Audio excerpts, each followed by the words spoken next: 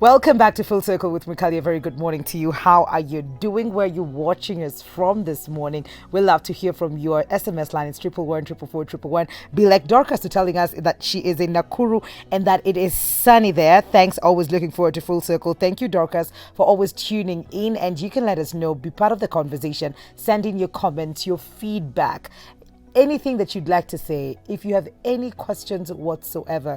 And this particular conversation that we're going to have right now is for everybody out there who feels like Corona happened, COVID came, I lost my job and I don't know what to do. People are being retrenched, people are getting pay cuts, and people are not employing. Is that even true? What should you do as a job seeker out there? This is HR Circle.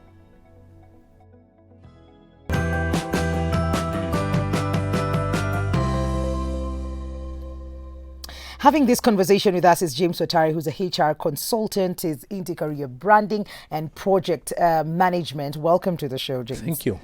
Asante sana kwa kukubali wito wetu. I'm here. And it's interesting that we're having this conversation now because a lot of things happened last year where COVID happened. Nobody was prepared for that, even our employers. And now we were being told you need to work from home. And that means some companies will not be advertising because it's not working. And that means that you will be you'll have a pay cut. Some, it means that you will have to go home. And also, people have been saying that nobody's hiring. There's no money to hire new people. If anything, they're downsizing on everything. So for someone who's looking out for a job, this is a very trying time for them. And you came here with answers today for all these people who are out there looking at you and waiting to hear what you have to say about this. Yes, we are going to have a conversation, Yes. and I'm happy that I'm going to have a solution to some of their questions. Yes, yes. I may not have all the solutions, but I've tried to answer Yes. most of the questions. Yeah. So maybe we'll start with the general subject of how we go to school and we get papers. So we are qualified in terms of paper. I have the paper. I went to school. I had my internships probably. But then again, I need skills to get into the job market, and the job market needs to see that from me, but I'm not getting any other opportunity to be able to showcase what it is that I have. So we've seen young people on the street standing with placards saying, I have this degree and that and that and that. Please, somebody give me a job. What would you say to that person? And what opportunities are there for them? One of the problems is our curriculum system. Our curriculum system is such that it produces just crammers, exam takers. And they have no employability skills when they graduate out there. Okay. They just have the technical skills, but they don't have the employability skills. Which are these the employability skills we are talking about? We are talking about the communication skills. Some cannot even draft a very simple letter, cannot draft even a simple email.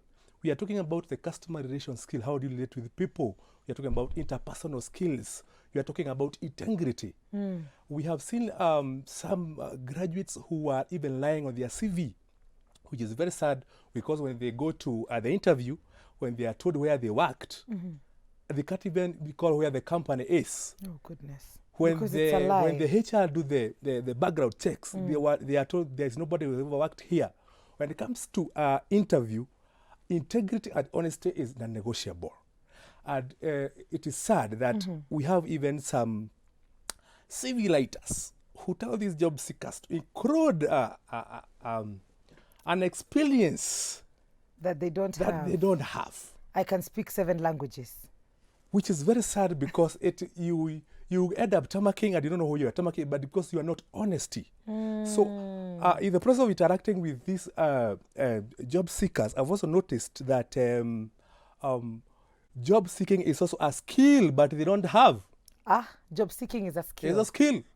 Please break it down. How you draft a cover letter, Okay. how you draft a winning CV, how you optimize your LinkedIn profile, how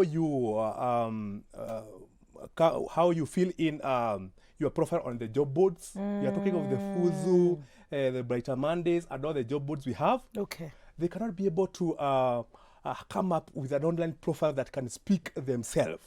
So what we am encouraging the job seekers of nowadays is to change their mindset from the grades they got in school to the value they can provide for the company. Because for for many years, we were told education is the key. Yes. So when these job seekers get an A and then they go to campus, they get a very technical course. They graduate here, there are no jobs, they get frustrated. That is true. It can get very frustrating. Very frustrated, and we don't blame them. That's what we were told. We were told. So so this frustration, I've met so many frustrations, and it is not their problem, because even when you go to the universities, we are victims of computer generating the course for us, especially this generation. Yes. So you just go there to do a course that you are told this is what you qualified to do. So you are just doing a course you get the grade.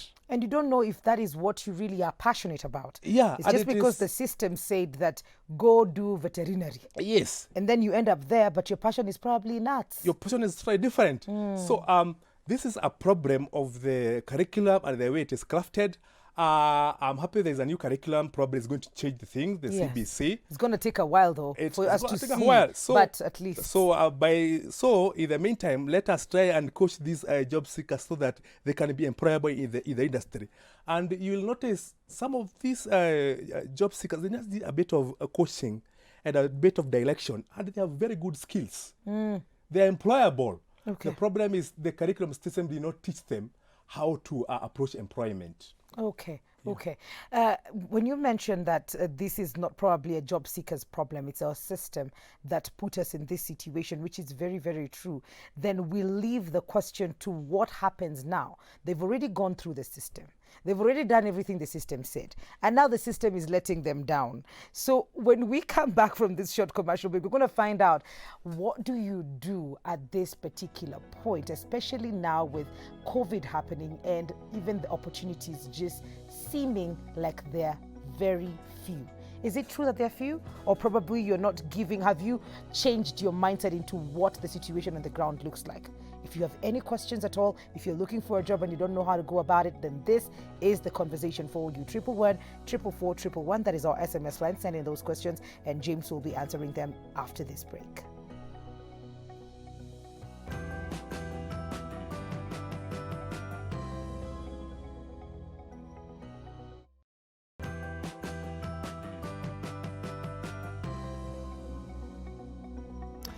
Welcome back to Full Circle with Mwikali. On HR Circle this morning, we have James Wateri, and we're talking about job seekers. You trying to find a job during these COVID times. It's very, very hard. And you've already established that the system that was there wasn't really helping in terms of giving you extra skills for you to go look for a job. But is there hope for job seekers during this time, and what it is that they should be doing different now as they look for a job? There is hope for job seekers. So we are in a technology revolution whereby everything is moving into technology. That's true. So these job seekers now, they should focus more on the technology. So because World Economic Forum, according to their projection, the children who are joining primary school now, yes, 65%, by the time they are job seeking, the job will not exist, the job they will be seeking then. So the technology is moving at a very fast rate. So what the job seekers now should focus on is now moving with the technology. For example, during these COVID times, there were jobs that were lost, and there were jobs that became huge. Facebook became huge. Amazon became huge. If I can break it down, the sectors that are employing now, we have the government is employing, like last week they advertised so many jobs. Yes. Ministry of Defense advertised, National Police Service advertised. We have the IT sector is huge because there is demand for internet. The telecommunication companies, because of the technology revolution that is happening, it is huge. The NGO are also employing because they are trying to keep up with the speed with the current times of COVID-19. So the jobs that are on high demand are like the sales and marketing. And why they're on high demand is because the companies now are moving into digital marketing. So the creatives, the photographers, the content creators, they are having this is their time to approach the companies and try to convince the companies they can be able to package the company well and make them package the companies to make them more visible online. So we are looking at them marketing on Instagram, Facebook, and other social media channels that we have. Yes. We also have non-conventional jobs like robotic engineering. Job seekers should find a way of tapping into this upcoming market. We also have, do you know, Mwekari, there are people who are paid to watch movies to let them. They are called taggers. And it's a huge market. We also have markets, companies that are disrupting the market. The Uber. They are looking for fresh graduates. Since these skills do not exist, they will not be asked for experience. Okay. So because the mind of these young people is open and it can be able to absorb fresh ideas more than the experienced professionals. Now, what happens to those people who are already experienced? Now, these people need to take stock of their experience, their expertise, and the marketable skills that they have. Okay. And then after identify the marketable skills that they have, they now go and establish an online profile. They can go to the job boards we have. They create a profile for a profile. They go to LinkedIn. LinkedIn is becoming very huge because there's a professional of there's a social media for professionals. Yes. This is where you'll get company directors. They are active.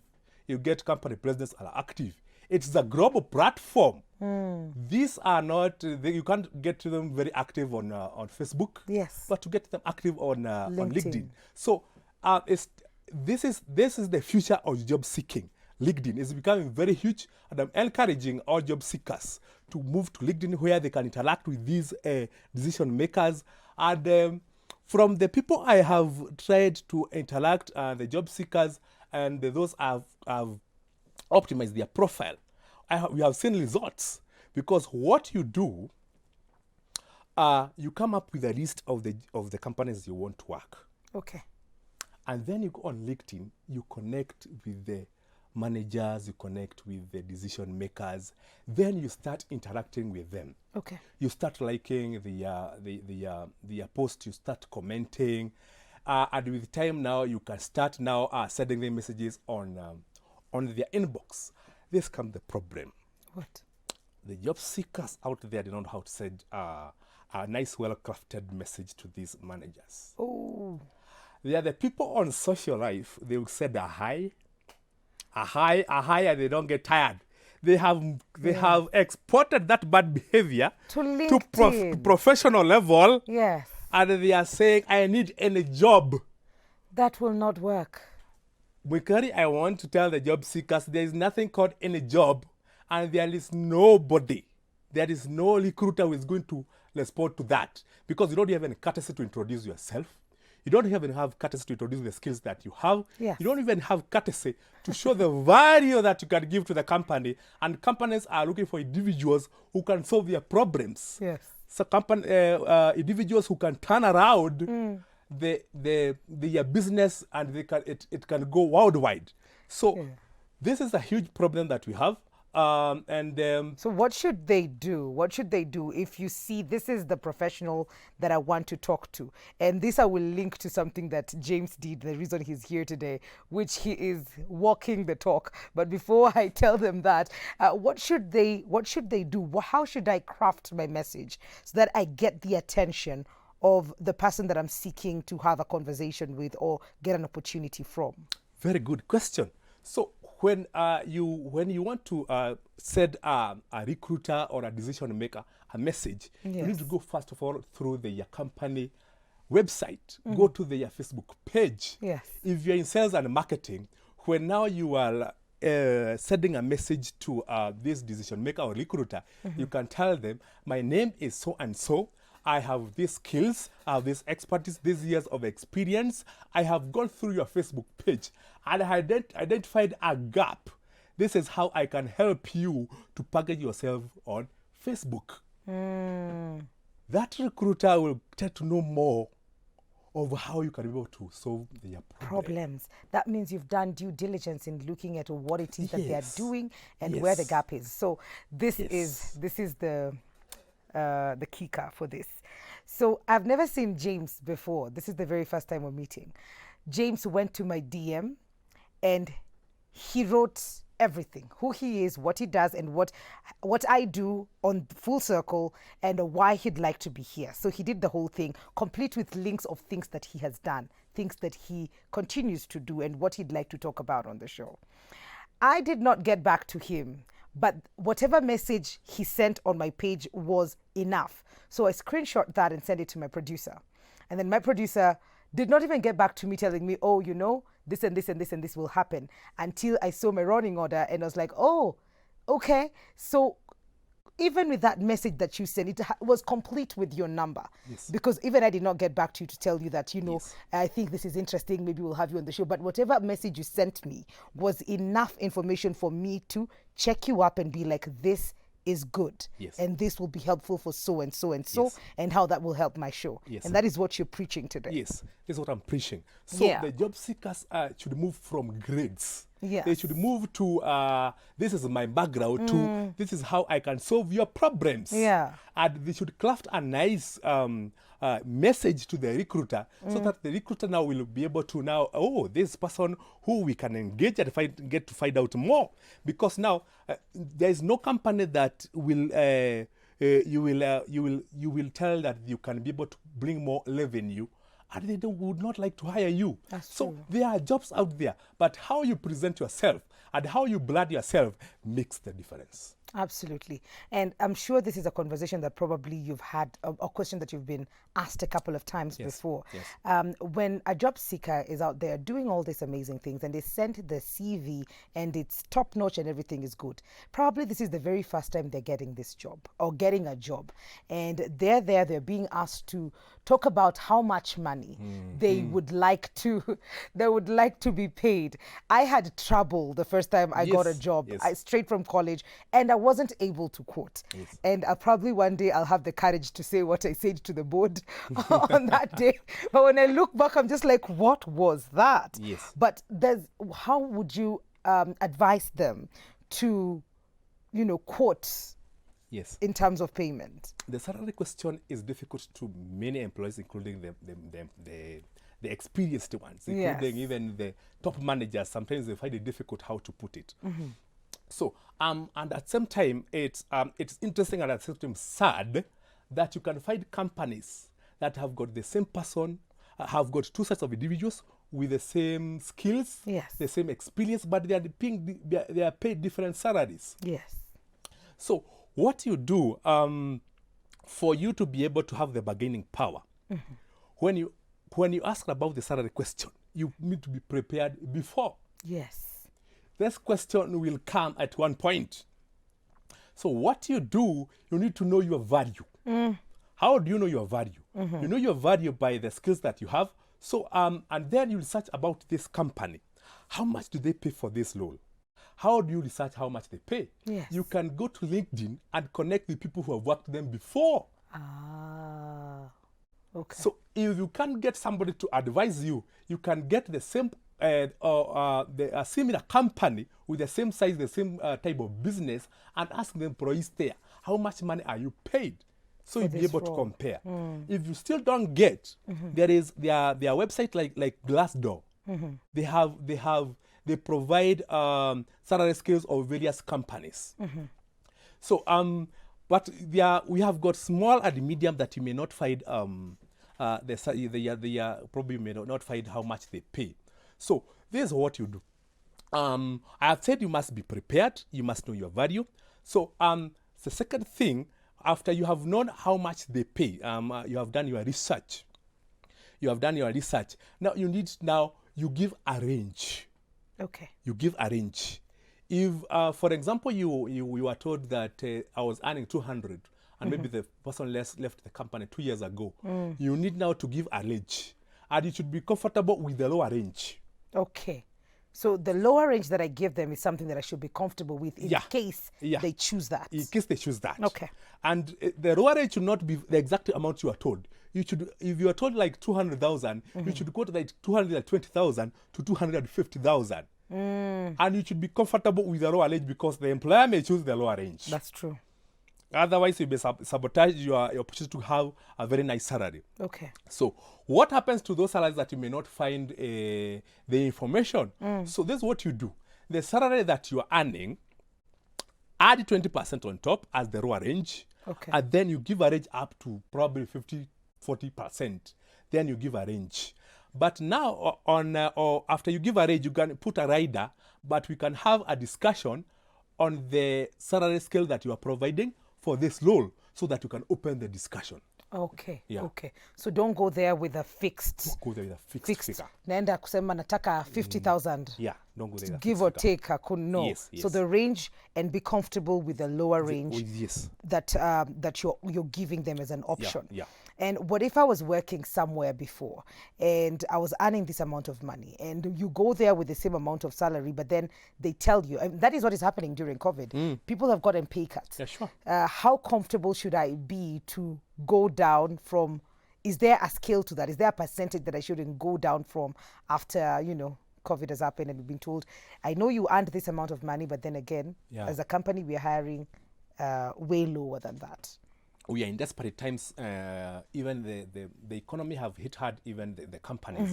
So if it is something that happened even to the rest of the employees that they have taken a pay cut, yes, you have no choice other than to go with the range of what they are paying the employees, provided they don't go below the range that they are paying the employees. Yes, that would be a bit degrading yourself, and they may be telling you don't know your value. Yeah, you need to know your value. Okay. If you're able to market yourself well, the company should be able to pay you. Okay. We have a few questions here. Yeah. Morning, Mikali. I work for Muhindi, and as much as they are strict, where I learned how to do perfect emails, after that, every email I wrote, even clients were like, you are very professional. My take for job seekers also, perfect a skill. I tried hiring animators, and till to date, it's still a challenge. My advice is, one, to take advantage and learn a skill now and perfect it. Since hiring is zero, it will make a huge difference. Hapo mbele. And maybe this is William. Thank you, William, for that comment. And maybe this brings the question, what other skills should I have? So I've gone through school, like we mentioned. I have gotten my grades. They're good. And I'm not getting a job. There's a window where there's no job that's coming your way. What other skills do I need so that I can have more bargaining power when I go looking for a job? Your skills now should start with now crafting your profiles for applying for the jobs. Because what is happening now, job seekers are having analog CVs. Yes. And we have moved to digital CVs. What do I mean by a digital CV? A digital CV is an 8 years compliant CV. What do you mean by 8 years? 8 years means applicant tracking system. Okay. That is being used by companies to screen this CV before they get to the HR. This applicant system was started by the big corporates, the Amazons, the Google, because they would get thousands of applications. Yeah. But it was difficult for the HR to go through all the CVs with a short timeline that is given to the recruitment process. So they came up with that tool, online tool, so that now they can be feeding the JD of the job they have advertised. Then they upload the CV of the job seeker, and then they would relate your CV with a certain percentage. Let's say if it's 60, it goes to the next stage. Below 60, it is rejected even before it gets to the recruiter. So the first thing is to know how to craft your CV according to the JD. Okay. That's what I'm calling a digital CV. Okay. So, for example, if you're a finance professional, and on the JD they have insisted on financial analysis, budget management, account payables. Those are the skills, the hard skills you transfer to your CV, so that now when it is scanned in the system, it can go now to the hearts of the HR manager, who is now going to call you for an interview, and it has picked up very fast even to the now local companies. Yeah. Okay, those with the good structures. Yes. So this CV now is showing the value that you can provide for the company. Okay. And just to give a quick highlight of how an ATS CV looks like. Okay. An ATS CV is first, should have your contact information, and then it should have a title, your profession. If you're a customer service manager, you put it on top there. It should be bold. It should be the first thing the recruiter sees. If you are switching careers from administration to customer service, you should be able to indicate a title that is close to the job you are applying without misrepresenting yourself. Okay. Then the second, after that, it should have a profile summary. It contains of your experience, skills, expertise, and what you can provide for the company. We should replace that with career objective. Those who are having career objective in their CVs, you should remove them and replace with a profile summary. Okay. The next section should be now the core competencies, where now you're indicating the skills that have been, the hard skills that have been indicated in the JD. Yes. So the second, the following section, it should be achievements. What you have achieved. We currently, there are people who just sit in the office, the years, just doing routine work. They have stagnated, but they are just comfortable. Yeah. There is a difference between 10 years of experience and 1 year of experience repeated 10 times. Okay. I hear you. So they should indicate what they have achieved. Yes. It should from not responsible for, but spearheaded. Not carried out, but reinvigorated. It should be accompanied by metrics. I was able to organize 300 international meetings. Okay. I initiated a customer feedback management system that increased efficiency by this percentage. Oh, James, I'm being told our time is up, but I'm just thinking maybe we should have you back to just continue this conversation, because even the questions that are coming in, there's so many. Someone asking for you to expound on taggers and how, and this is what he was explaining, how you can get noticed by prospective employers and how your CV should be looking like. And they're asking where people can apply to be taggers as well. How do I link with managers in LinkedIn? All these questions are for you. How can they get in touch with you directly so that you can answer their questions? I think that's what I can promise for now. On our Facebook, or all social media channels, James Watare, Facebook, James Watare, Instagram, James Watare, Twitter, James Watare, and for the first time on this show, you're going to have to follow a guest on LinkedIn. This is because of where the jobs are happening. That's where it's happening, That is guys. the future. Yes. That's why you are going to interact with managers, and you can follow me at James Watare. Okay. Yeah. James Watare on LinkedIn for what am I saying? For the lady who's asking how do I link in with managers in LinkedIn. So that's where James Watare everywhere. Thank you so much for coming through. This has been such an informative conversation, and we'll definitely have you back. Sure. We are taking a very short commercial break. We will be right back. This is Full Circle with Mwikali.